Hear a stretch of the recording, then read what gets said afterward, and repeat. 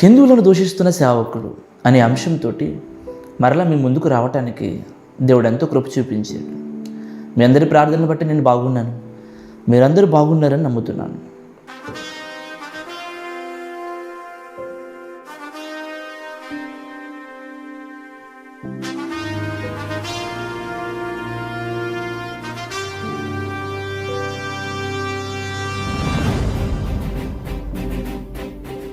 అంశం అభ్యంతరకరంగా ఉండొచ్చు.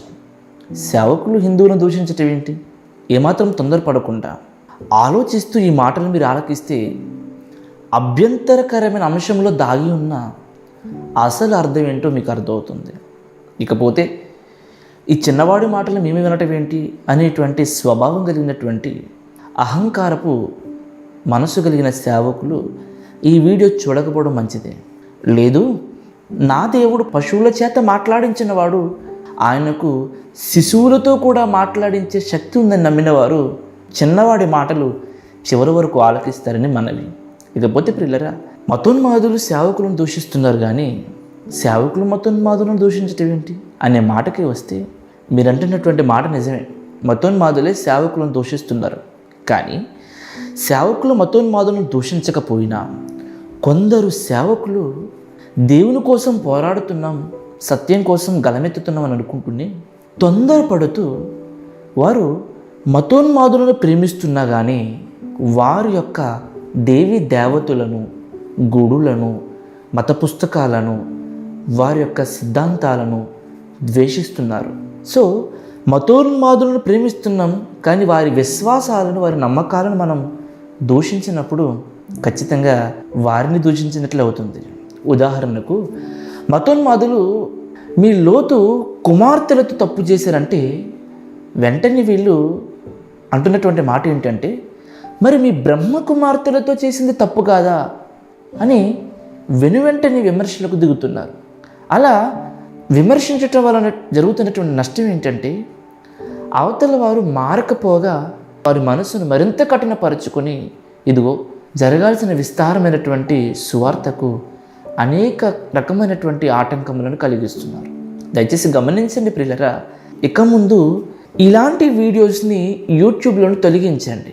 ఎలాంటి వీడియోస్ అంటే, క్రైస్తవులుగా ఉండి లేదా సేవకులుగా ఉండి మరో దేవుళ్ళు అనబడుతున్నవారు కానీ, మరో విశ్వాసాలను కానీ, మరో మతాలను కానీ కించపరుస్తూ, అవమానపరుస్తూ తొందరపడి మాట్లాడినటువంటి మాటలను దయచేసి వీడియోస్ డిలీట్ చేయండి.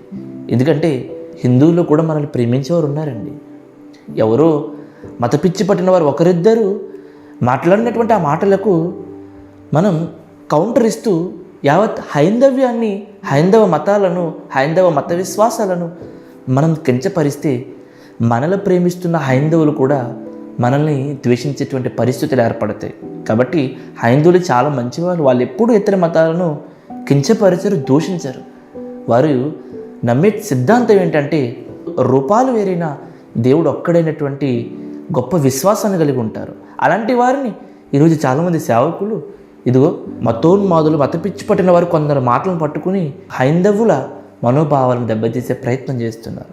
కాబట్టి నిజమే, సేవకులు మతోన్మాదులను ద్వేషించట్లేదు, కానీ వారు నమ్ముతున్నటువంటి మత విశ్వాసాలను ద్వేషిస్తున్నారు.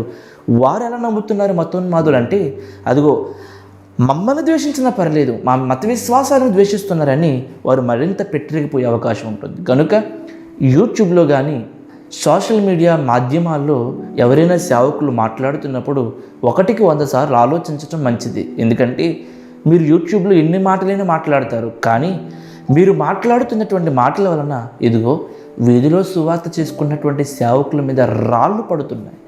వీధుల్లో సేవ చేసుకుంటున్నటువంటి సేవకురాళ్ళ మీద నిందలు అనే వర్షాలు కురుస్తున్నాయి. కాబట్టి మాట్లాడే ముందు ఆలోచించండి. ఇలాంటివి మీరు అనొచ్చు, ఏంటండి మతోన్మాదులు యేసుక్రీస్తు ప్రభువులను దూషిస్తే, మతోన్మాదులు క్రైస్తవులను దూషిస్తే మరి వాళ్ళని మనం అనకూడదా? అసలు అనకూడదా అనేటువంటి విషయానికి వస్తే బైబిల్ ఏం చెప్పిందో ఒకసారి చూద్దాం. పరిశుద్ధ గ్రంథంలో ఒకసారి పరిశీలిస్తే మతోన్మాదులు మాట్లాడుతున్నటువంటి మాటలకు మనం సమాధానం ఇవ్వాలా ఇవ్వకూడదా అనేటువంటి మాటకి వస్తే, 1 పేతురు రాసిన పత్రిక 3వ అధ్యాయము 15వ వచనానికి వస్తే, నిర్మలమైన మనస్సాక్షి కలిగిన వారై మీలో ఉన్న నిరీక్షణను గూర్చి మిమ్మును హేతు అడుగు ప్రతి వానికి సాత్వికముతో భయముతోనూ సమాధానము చెప్పుటకు ఎల్లప్పుడూ సిద్ధముగా ఉండుడి. మీరు నమ్ముతున్నటువంటి మీ విశ్వాసమును గూర్చి, మీ నిరీక్షణను గూర్చి ఎవరైనా హేతు అడిగితే, కారణం అడిగితే ఖచ్చితంగా అలా అడిగే ప్రతి వానికి మీరు సాత్వికముతో సమాధానం చెప్పండి అని అపోస్తలుడైన పౌలు చెప్పాడు. అడుగు ప్రతివానికి అంటే ప్రతివాడు అంటే అతడు ఎలాంటి వాడైనా, ఏ స్థాయికి సంబంధించిన వాడైనా, ఎవరైనా సరే సమాధానం చెప్పండి అని పౌలు గారు చెప్తున్నారు. కాబట్టి ప్రతివారు స్పందించండి. ఎందుకంటే యేసుక్రీస్తు ప్రభుల వారు ఆయన ప్రచురించినంత కాలం ఆయన ప్రచురించి పరలోకానికి ఆయన వెళ్ళారు. ఆ భారం మన మీద ఉంది కాబట్టి మరి ఆయన మిగిల్చిన విషయాలు మనం చెప్పాల్సిన బాధ్యత, భారం మనకుంది. కాబట్టి చెప్పాలి. హేతు అడుగు ప్రతివానికి సాత్వికముతో సమాధానం చెప్పాలి. కానీ మిస్టేక్ ఎక్కడ జరుగుతుందంటే, సమాధానం చెప్తున్న వారు చాలామంది ఉన్నారు. వారికి శిరస్సు వంచి కృతజ్ఞతలు చెప్పుకుంటున్నాను, మీ పోరాటం చూస్తుంటే అని అర్థమవుతుంది మీరు దేవుని ఎంతగా ప్రేమిస్తున్నారు. సమాధానాన్ని చెప్తున్న మనం సాత్వికాన్ని వదిలేస్తున్నాం. అక్కడే ఈరోజు మతోన్మాదులు ఇలా పెట్టరేగిపోవడానికి ఒక అవకాశం. కాబట్టి సమాధానం చెప్పేవారు తొందరపడొద్దు. వేరే మత గ్రంథాలకు వెళ్ళకండి, వేరే విగ్రహాలను కానీ, వేరే మత విశ్వాసాలను కానీ వేటిని కించపరచకండి. మన బైబిల్ పరిధిలో వారు అడిగిన దానికి మనం సమాధానం చెప్పాలి. అంతేగాని ప్రశ్నకు మరి ప్రశ్నలు లేవనెత్తకండి, వివాదం పుడుతుంది.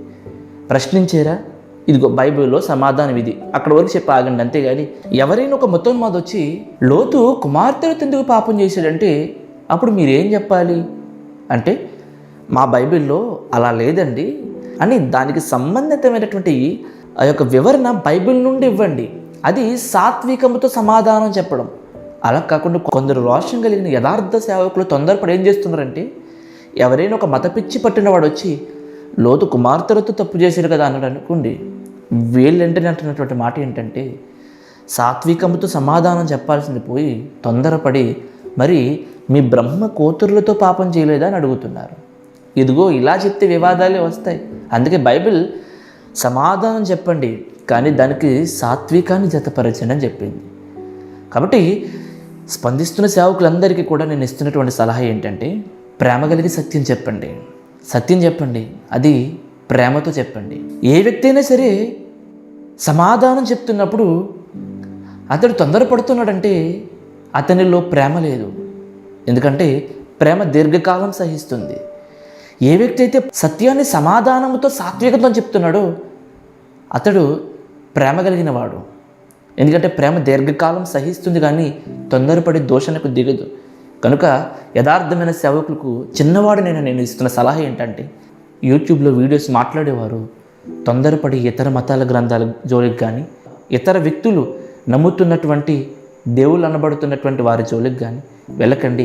మనం ఏంటో మనం చెప్పుకుందాం, మన గొప్ప ఏంటో మనం చెప్దాం అంతే. టీవీలో యాడ్స్ వస్తుంటాయి. టీవీలో సొంతూరు యాడ్ రావాలనుకోండి, అప్పుడు సొంతూరు యాడ్ ఇచ్చేవాడు ఇదిగో ఈ సొంతూరు లక్స్ కంటే మంచిది, రెగ్జోనే కంటే మంచిది అని చెప్పడు. ఎందుకంటే అలా చెప్తే ఇతర వాటిని కించపరిచినట్టు అవుతుంది.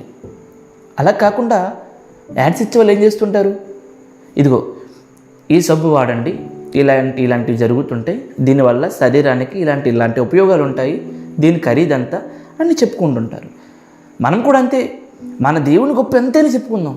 కానీ మన దేవుణ్ణి గొప్ప చెప్పుకునే ప్రయత్నంలో దేవుళ్ళుగా చలామణి అవుతున్నటువంటి వారి జోలికి మనం వెళ్ళామనుకోండి, కొందరు సత్యం తెలుసుకుంటారు యథార్థమైన వారు, కానీ మతోన్మాదులు మమ్మల్ని దూషించినా పర్లేదు, మా గ్రంథాలను ఎందుకు దూషిస్తున్నారు, మా దేవుళ్ళని ఎందుకు దూషిస్తున్నారని ఆవేశపడుతున్నారు.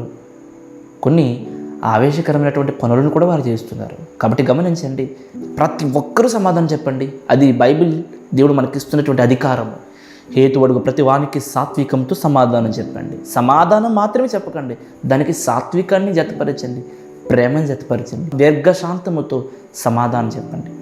మీరు ఇస్తే సమాధానం ఆవేశపడుతున్నటువంటి మతోన్మాదులు కూడా ఆలోచించేటట్టుగా ఉండాలి తప్ప, ప్రేమించే హిందువులు కూడా ద్వేషించేటట్టుగా తొందరపడేటట్టుగా ఉండకూడదు.